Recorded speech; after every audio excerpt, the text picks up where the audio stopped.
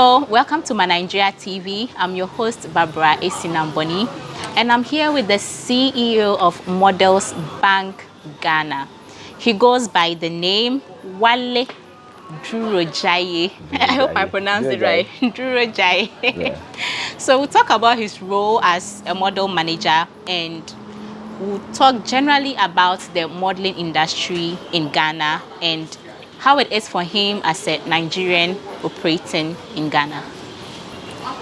Mr. Duro, Good afternoon. how are you? I'm fine. How are you?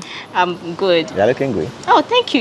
You are, see, I have no words for how you look right now. Thank you. But it all comes with it, right? Yeah, it comes with the work. Yeah. We are used to it. Yeah. Okay, so let's delve into a little story time All right. of how the whole idea started. When did you and why did you plan to set up a modeling agency? What was the inspiration Behind it. Yeah. All right. Modeling has always been part of me. Like when I was growing up, I wanted to be a model. Okay. Like specifically a runway model. Okay. You understand? So I went for a couple of auditions and everything like that. Then along the line, I gave up because I felt I wasn't tall enough. Oh, okay. I wasn't tall enough. And I wasn't fine enough. Like no way.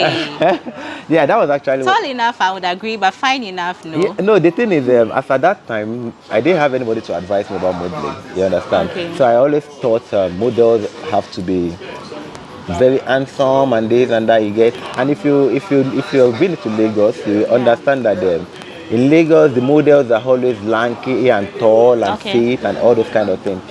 So I went for a couple of auditions, and there was this particular audition. I was there. I was already feeling myself as a model. Then all these tall guys just came. I was looking at them like I was looking up like, why? I can't be a model. Like, are we in the same category? So that was it. So ever since then, I think I kind of gave up on that aspect. Then a company came from Canada to Nigeria, and they were recruiting models. So they found me and they asked me to be their coordinator in my city in Nigeria. I was the coordinator in Ibadan. So I frequent Lagos, meeting models and all those stuff. So that was when the interest started from. You understand? So ever since after working with them, I had the experience with it. Then I started like helping girls, scouting girls for model jobs. Like when a company or somebody approaches me like, oh, you are into modeling, my friend needs a girl to do this, my friend needs, I would just contact some of my girls and everything. So that was how it all started. Wow. So it started in Nigeria? Yeah, in Nigeria. Which year was it? That should be around 2015, 16. Okay, so when it was 2015, 16. Yeah. So did you spend some years in Nigeria before moving it to Ghana? Oh yeah, sure. I was in what's it called? I moved to Ghana like 3 years ago. Oh, okay, Yeah. okay. But before then, I've been frequenting Ghana for how many years now? Since 2010. Okay. I've been coming to Ghana. Right. Yeah. So how is a typical day for you like, as a model manager and a scout? A typical day with regards to your work. In my work. Oh, okay. A typical day is like basically I communicate with the models. Okay. And I look for jobs for the models. Okay. In all areas. Sometimes we have to message from companies. You get. Sometimes we have to communicate with the model. Sometimes we have to train the model because we have a group, a WhatsApp group, where we carry out training and we try to like talk to the models and encourage them, the ones that need to be encouraged. Because some people are already they are cool. We tag them supermodels, so they are cool on their home. While some people they are still struggling with confidence and stuff. Right. So a typical day, you wake up, you go online, message a couple of models, do some activities online, and that's it. Oh, okay. And what are some of the things you train them for? I know that there'll be something like posing for pictures. Okay. But aside that, what other things do you train them for? Just like I said now, we train them, we try to give them confidence. You understand? That's because very key. The confidence is very key, very key.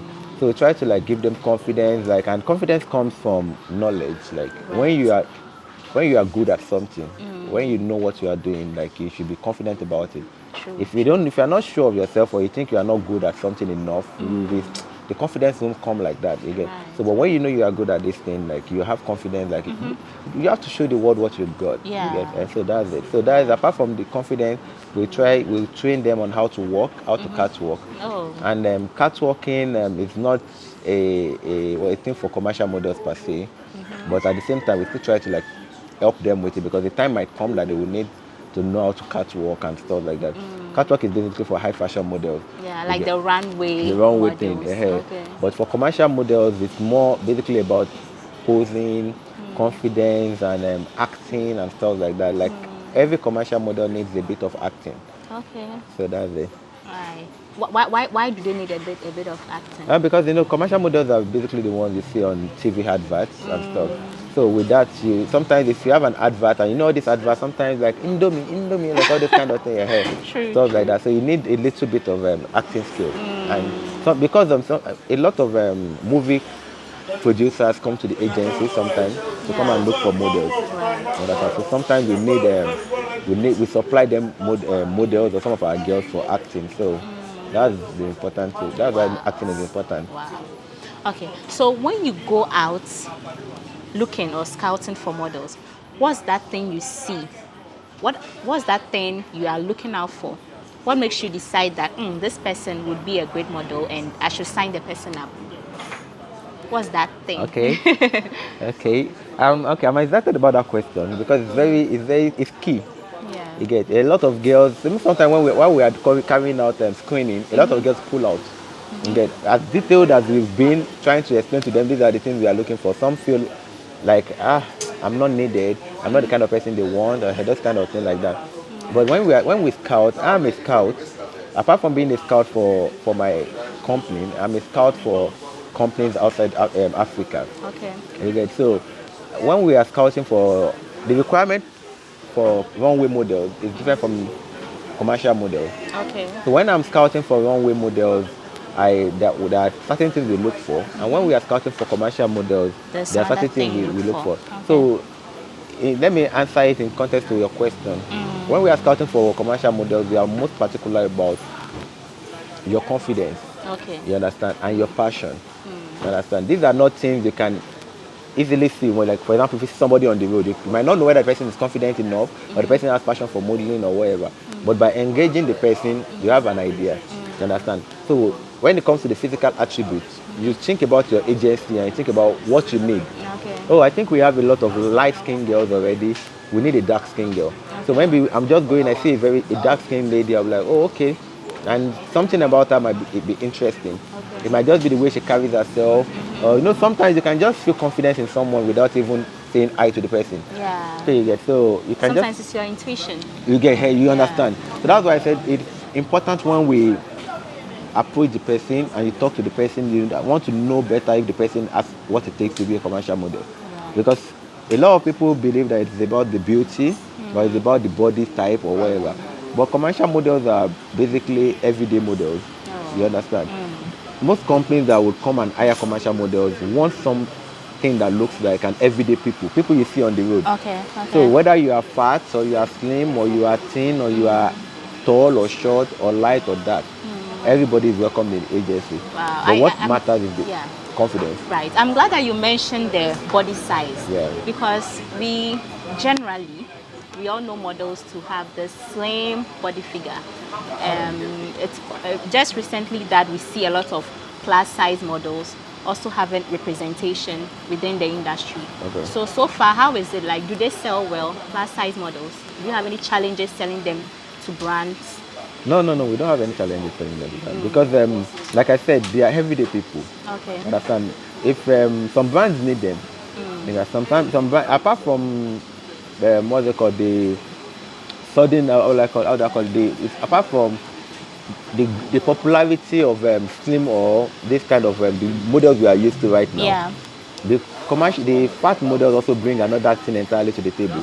Because there are fashion people that are interested in making this kind of dresses and they have big stature and they want to see a model that kind of dress for them to know that, oh, this thing is beautiful, it can look good on me as well. If it looks good on our body type, and I think we have the same body type, it will look good on me.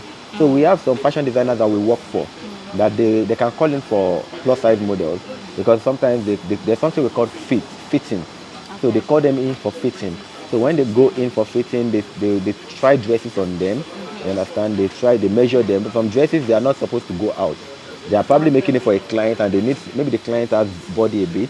So they want a model they want to test on to know if the clothes will fit and everything like that. So they pay models for that, and most of the time we don't even post it because it's not something we are supposed to post. The dress it's an in-house thing. You understand? So we have jobs for that, and apart from that, they can need fast model for commercials. For example, what's it called? A company that is working on weight loss, or maybe it's a company that is working on what they call this thing. What they call that thing? Oh, waist trainer. Waist trainer or something might need a plus size model to try it on and everything like that, for people to know that, oh, it can actually give you a snappy shape or whatever hair. So they call it for any kind of model. They call it for them. Yeah. So regardless of your body type, you are in high demand in the modeling industry. So if you're interested in modeling, just meet him. We'll put his social media handles out there. Contact him, get to meet him, buy your forms, and start. Right. So talk about your agency, running it. Have you experienced any challenges so far? Yeah, quite a number of that. I think the biggest problem we have right now in Ghana is the issue of collaboration. Okay. Understand? We don't have that in Nigeria because Nigerians understand collaboration. Okay. You don't have to stress it. As a model agency or management company, once you approach somebody and like a creative and tell them that, oh yeah, like you want them to want to do collaboration with them, and you tell them you have the girl, you show them what you have, and they see and they are okay with it. It's not stressful at all. I'm talking about in Nigeria. Everybody wants collaborations in Nigeria. You can see it from the music, from the movies, and everything. We collaborate with almost everybody. You understand? Nigerians are open to that. But the problem we are having in Ghana is the fact that collaboration is, how do I call it? It's a strange thing to Ghanaians. The moment you talk about collaboration, you are disadvantaged. You get, as far as you are the one talking about it for, they feel you want to use them. You understand? And from that moment, even if they buy the idea, they want to dance with your song, from that moment, they will show you that this is not my idea. They will show you. It could be from their action or their I don't care attitude about the project or whatever. They just feel like you want to use them. And when you collaborate, it's supposed to be for everybody's benefit. You understand? Both parties. The fact that I'm bringing the idea to you does not mean that I'm being selfish about the whole thing. True. It's supposed to benefit everybody. So if we collaborate, you post it on your social media, I post it, we have followers from my side, I have followers from your side, people get to see it from your side. Like, it's supposed to be that way. Yeah. So like right now, like up to this very moment, we have some photographers we've worked with that they've not released the pictures and everything. And why? Because they feel like it's not their project. They can post their own project, but when it comes to the fact that they are collaborating with you, they just drag the whole thing. You understand? So the issue of collaboration is a big challenge for us. But so far we are trying our way around it. Okay. And there are some negative, should I say, notions or informations out there about the modeling industry as a whole. Okay. And some people have said that it's a glam industry, but most of their models are being taken advantage of. Some of them are not being paid well, though they do all the big gigs for the agencies. Okay. So I'd like to ask how you treat your models. You pay them well? The thing is, I started modeling, like I said, out of passion. Right. You understand? So I don't have any problem when it comes to payment. The only reason why I engage myself with modeling is because I am passionate about it. So if people that are on my phone, on my contact list, they can attest to the fact that I go extra miles for my models. You understand? I sometimes, most of the time, I use my money to fund a lot of things. I can travel to go and train. I do a lot of free training and all those kind of things. Yeah. Initially, when we started, we were doing 100% free training. But I realized that at the end of the day, I would be the one begging the models to come for training. True. There are many times I will be at I'll be at the training ground and they won't show up. Yeah. You understand? So I decided, like, okay, I think it's because they are getting it for free. Like, we should monetize it. So we started getting a little money means you understand? They are committed. They are committed. You understand? And wherever your money is, you want to be there with it. So that was when we started doing that. But to answer your question faithfully, what's it called? I don't take advantage of my models. Okay. I'm always very direct and very passionate about whatever I put what's it called? I engage in. Okay. You understand? I try to like leave the business aside for my own normal life. So when it comes to business, I'm 100% focused. You get, so there's nothing like taking advantage of the models. Once you do your job, immediately, instantly, you get your money. It's not like in 2 days time, I'll send the money to you, or no. Immediately you get your money, because I don't even want to be owing you for it, because I want you to be passionate about it. I want you. It's my happiness when you get a job, because when you get the job, you feel more committed to the hey, you get Accomplished. not like you've been looking for a job, you finally got a job, then we are delaying your payment. No, we don't do that. Okay. Right. Now, this question: is there some truth to sex for roles in the industry? There's some truth to that. I think I'm very particular about this question because I really want to hear from you. Because the rumors have been flying around about the industry as a whole. So. Okay, personally, for my own, let me give you my own personal view. Okay. I think sex for role is in all industry. I'm damn serious about it. I read a lot, and I know from the movie role, not even in Nollywood, not even in Gollywood. I'm talking about even in Hollywood. You understand? And the modeling industry, like a couple of months, a male model came out, and he was talking about how he has been sexually abused and everything like that by some photographers or directors or something in America. Yeah. You understand? So I feel like it's a big problem in the industry. When I started my agency and I got to meet a lot of models, some models confided in me and told me that they nearly got a modeling gig and everything like that, but the manager was always trying to do this and that, you get like that, which I really don't like. I don't like it. I don't support it.